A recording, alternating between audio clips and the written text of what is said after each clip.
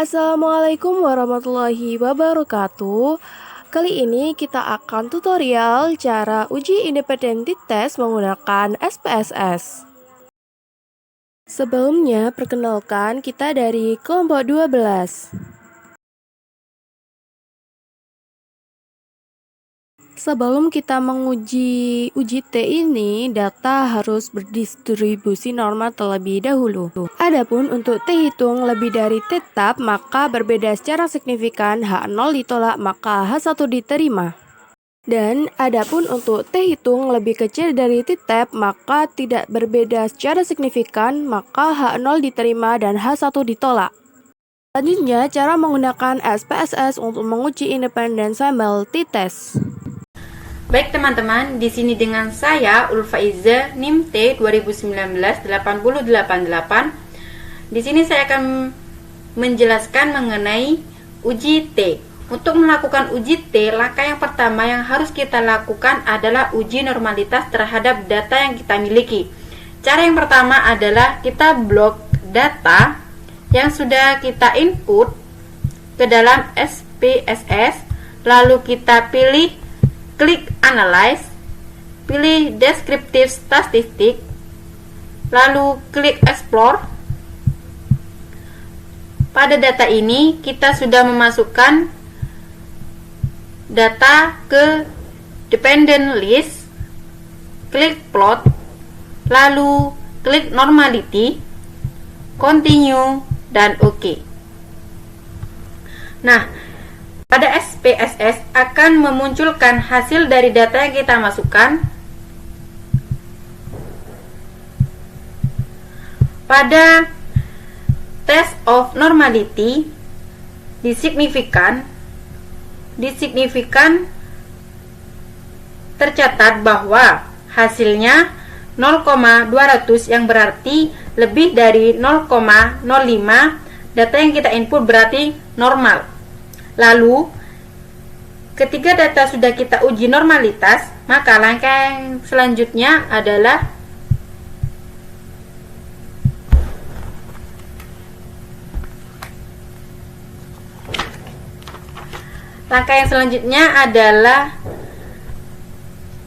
melakukan uji tes berpasangan atau dependen, di mana tes dependen merupakan uji yang dilakukan untuk mengukur dua kali pengukuran pada variabel yang sama.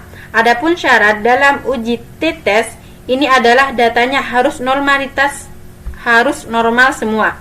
Jika ada salah satu data yang tidak normal, maka tidak dapat menggunakan uji T ini. Baik, saya Sofia dengan NIM T 2019-8093 akan melanjutkan penjelasan dari saudari Ulfa Iza.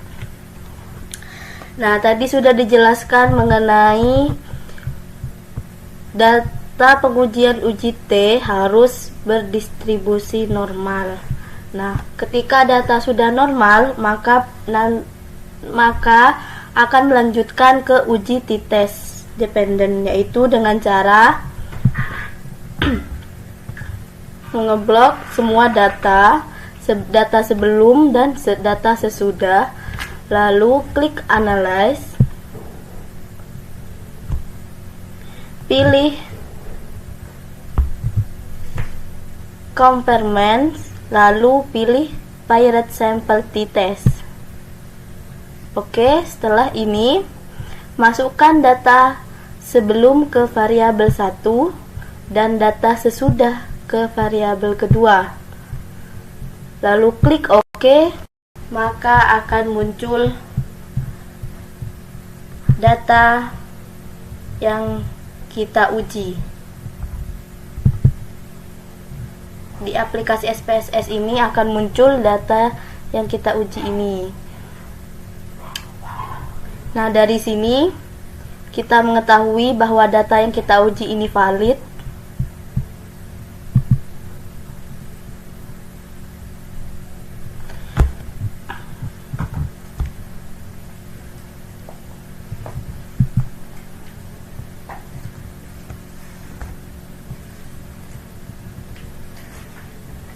Nah, dari semua data yang ada di sini dapat mendapatkan hasil bahwa hasil uji T ini sebesar 16,183 dengan nilai signifikan sebesar 0,05, maka yang menunjukkan T tabel sama dengan 2,120 sehingga didapatkan hasil bahwa T hitung lebih besar dari T tabel. Dengan kata lain, perlakuan yang dilakukan pada penelitian ini memberikan pengaruh yang cukup signifikan terhadap hasil yang diharapkan. Jika dilihat melalui tabel 1, pengaruh yang diberikan oleh hasil penelitian ini adalah pengaruh yang positif bagi peserta dengan adanya peningkatan pemahaman dari peserta atau peningkatan pemahaman dari adanya pemahaman dari pengetahuan yang didapat oleh peserta tersebut. Nah, jika T hitung lebih besar dari T tabel, maka H0-nya itu ditolak. Demikian penjelasan dari saya. Adapun tabel of normality, kita ketahui di situ terdapat signifikan sebesar 2,00 yang berarti lebih dari 0,05. Kalian bisa lihat di situ sudah tertera hasil uji T sebesar 16,183 dengan signifikan sebesar 0,05. Adapun untuk T-tab-nya berarti sebesar 2,120. Sehingga T-tab ini lebih besar dari T hitung, maka berbeda secara signifikan H0 ditolak, maka H1 diterima. Jadi dapat disimpulkan bahwasanya terdapat pengaruh yang positif bagi peserta dengan adanya peningkatan dan pemahaman juga pengetahuan.